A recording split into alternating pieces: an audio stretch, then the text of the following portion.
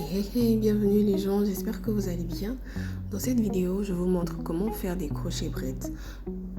Il vous faut pour cette coiffure un crochet et des mèches que vous pouvez séparer pour faire passer en dessous de votre tresse. Donc avant ça aussi, il vous faut faire des nattes collées comme vous voyez sur la vidéo, et c'est ça qui va vous permettre de faire passer les mèches et les maintenir.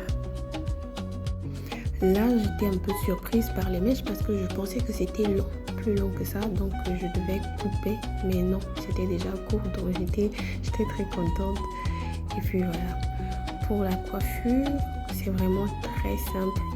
Vous avez votre crochet que vous faites passer en dessous de votre natte et vous mettez le bout de la mèche entre les griffes du crochet et puis vous tirez dans l'autre sens.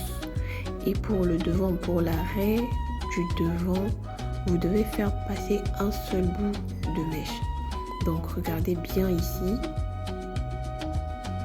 Voilà, là c'est un bout seulement que j'ai pris avec le crochet et tiré 2 fois, ensuite tirer une dernière fois pour faire sortir et serrer pour avoir un beau rendu au milieu.